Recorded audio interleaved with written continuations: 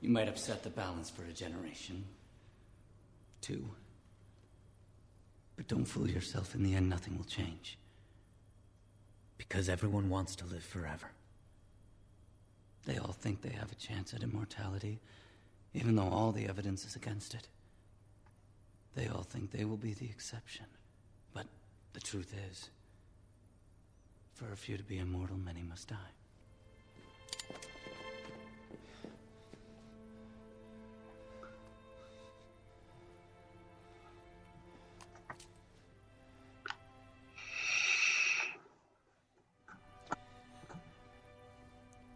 No one should be immortal if even one person has to die.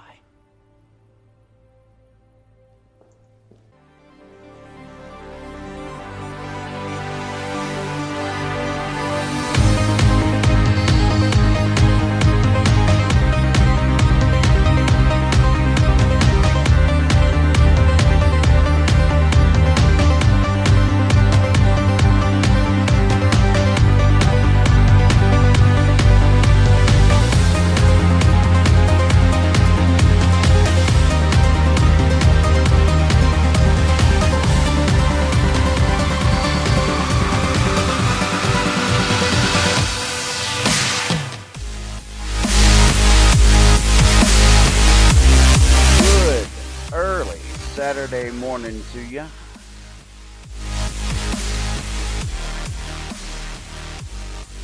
You're listening to The Good Fight on Spreaker.com, most likely. Could be YouTube, could be anywhere. Who knows?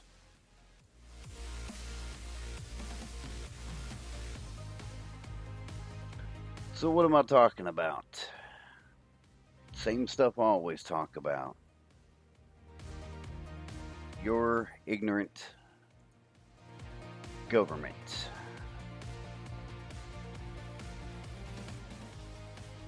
Because what's happened here recently,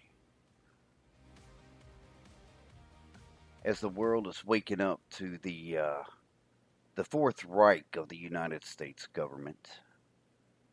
Don't get me wrong. I mean, I'm not a government hater or anti-American. I'm anti anybody that oppresses a people. Doesn't matter what country you live in. But a few months ago, came in contact with a girl who has been an absolute inspiration. Awakening the world to the continuing atrocities that plague the Native American population in this country, and I am very angry because she, along with a couple other independent journalists, Shailene Woodley. Like I say, check her out on Facebook because she was in. Well, I'll tell you. The issue is on the 11th of October, she was arrested,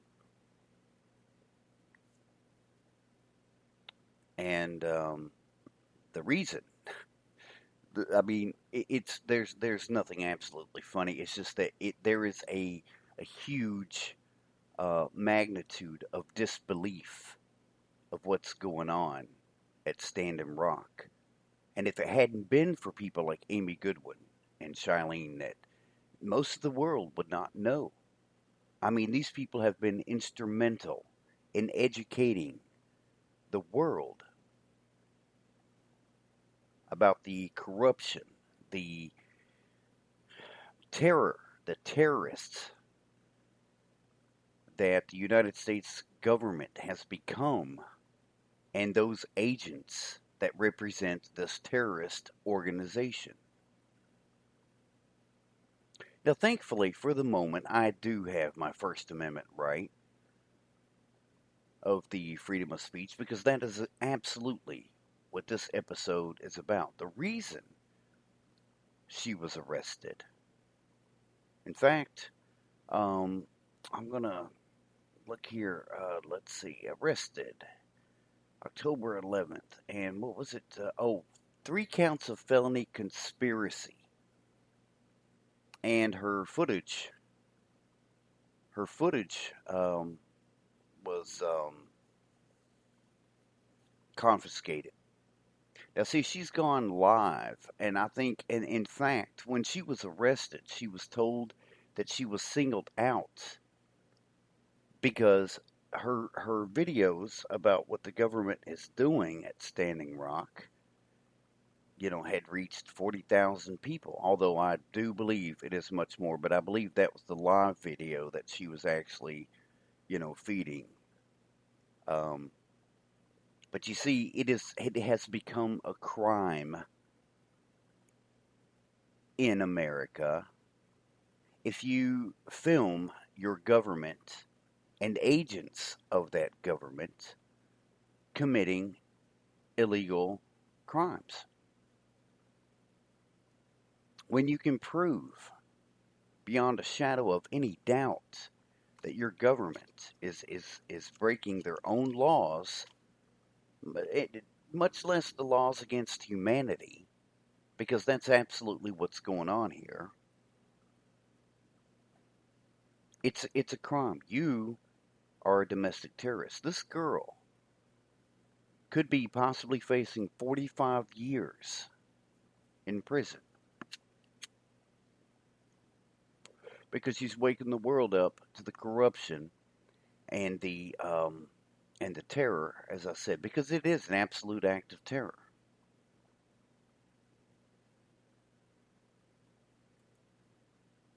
And like I said, for what?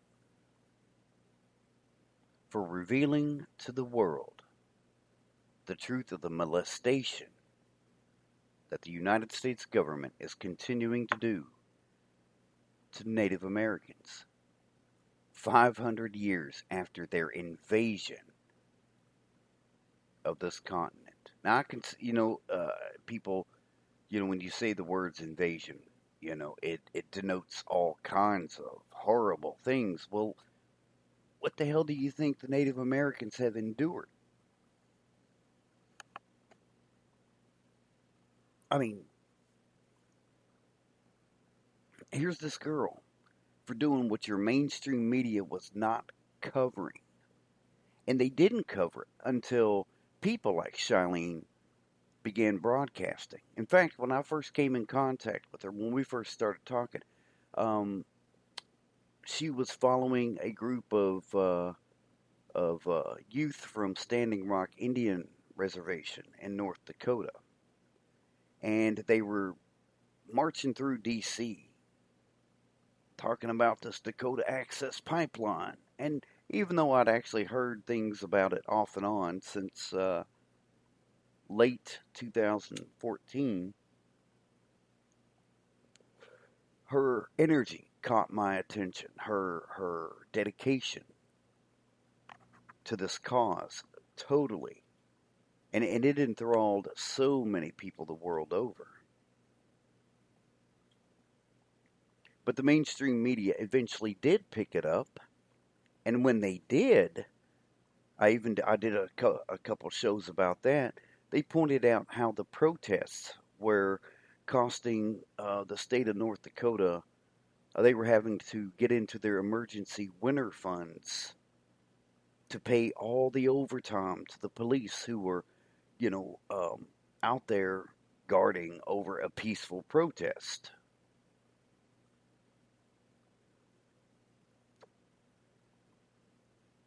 But she's waking the world up, just like, just like Eric Snowden. She has already attained the status of Eric Snowden. Now, your government and your media makes sure that you know that name and the people who expose corruption are enemies of the state. But yeah, when and I say white media, and you got to understand the context here. I mean, I've shared a post again today. I've shared this a couple times. Somebody uploaded two copies of the Wall Street Journal on a particular day. And I don't know if they, started out. Obviously, they were in one part of the country and wound up in the other. But the same story and the same article was on the headline. It talked about on one.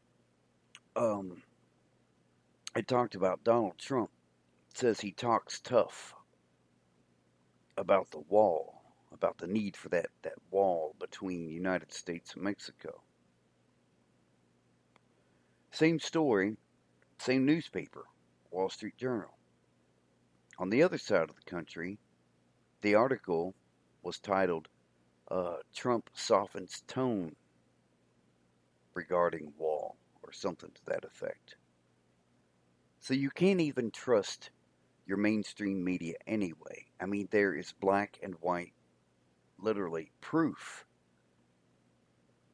And what you hear on the news, you're only getting a tenth of the truth, and even then, I can't even tell you how true it is. They're going to make sure to manipulate you, formulate your opinions. The protests, people out there trying to save water, trying to save the earth. Oh, an Indian's good enough to use in a commercial when litter's blowing around. But then when they, and that's an actor in the commercial. I mean, I'm sure his values were of the, there's an old commercial from the 70s. You see the Indian crying, And keep in mind, I am buffering my speech. I realize I have to say things in a certain way for your context. If you're, totally um, non-sympathetic to the plight of Native Americans, I use the term Indian. I use the term Native Americans, but they were here before this was America, and this was never India, so that people understand what I'm talking about. I mean, I overanalyze things, and I sometimes overclarify things. My wife can tell you.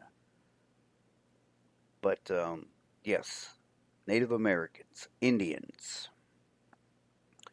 Funny little fun fact. When I was in third grade, I repeat this quite often, I know, but I remember asking my teacher here in Kentucky, um, literally asked her what happened to all the Indians, and she told me there were none. Told me there were no more Native Americans. Can you believe a public educator?